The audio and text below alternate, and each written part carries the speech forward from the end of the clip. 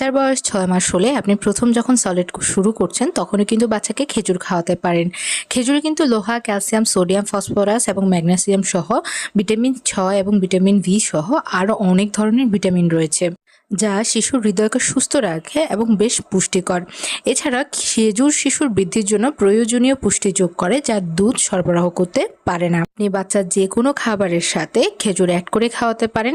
এছাড়াও বাচ্চাকে খেজুরের পিউরি করে খাওয়াতে পারেন, অথবা আপনি খেজুরকে ভিজিয়ে রেখে ম্যাশ করে একটু একটু করে খাইয়ে আপনি বাচ্চাকে অভ্যস্ত করতে পারেন।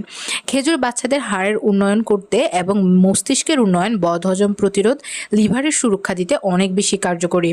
বাচ্চারা যেহেতু সারাদিন খেলাধুলা করে, খেলা শেষে বাচ্চাদেরকে শক্তিশালী দেহ বা বাচ্চাদের শরীরে শক্তি প্রদান করার জন্য খেজুর কিন্তু গুরুত্বপূর্ণ ভূমিকা পালন করে। এছাড়া ওজন বৃদ্ধির উপকার তো রয়েছে, তাই বাচ্চার পুষ্টি চাহিদা পূরণ করার জন্য অবশ্যই ৬ মাস বয়সে বাচ্চাকে খেজুর খাওয়ান।